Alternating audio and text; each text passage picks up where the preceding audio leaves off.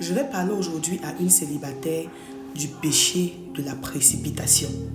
Proverbe 21 au verset 5, la Bible te dit que les projets de l'homme diligent ne mènent qu'à l'abondance, mais celui qui agit avec précipitation n'arrive qu'à la disette.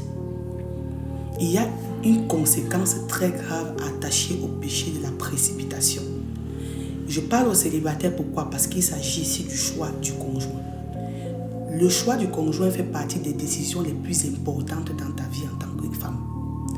De la même manière que le mariage a cette capacité d'élever quelqu'un, de le mettre en haut, de la même manière, ce même mariage, si le choix du conjoint est mal fait, a la capacité de te tuer et de te faire descendre et de te tuer.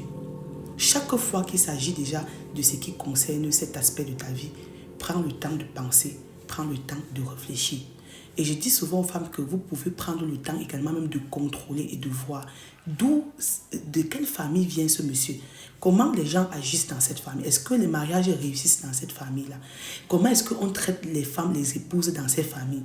Prenez le temps de faire même quelques petites enquêtes. Si vous ne pouvez pas vous asseoir.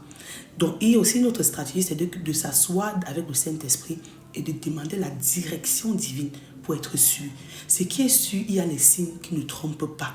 Il y a les signes qui ne trompent pas. Toutes les femmes que vous voyez qui vous dites que non, je n'avais pas vu qu'il était comme ça, c'est le mensonge. Il y avait des signes, des signaux d'alarme dans le célibat qui montraient que voilà comment la personne était. Mais par amour, on a refusé de voir. Et ne commets jamais l'erreur de dire que non, on va négliger X ou Y et on va voir ça dans le mariage. On ne change pas quelqu'un. On ne change pas quelqu'un. Ça va demander la miséricorde pour que cette personne laisse ses mauvaises habitudes. Donc, ce qui est encore à corriger, on corrige dans le célibat avant d'entrer dans le mariage. Mais je vais dire à une fille, ne laisse pas que la pression de la société fasse en sorte que tu fasses rapidement un choix qui va te caler au cou. Que le Seigneur te bénisse. Shalom.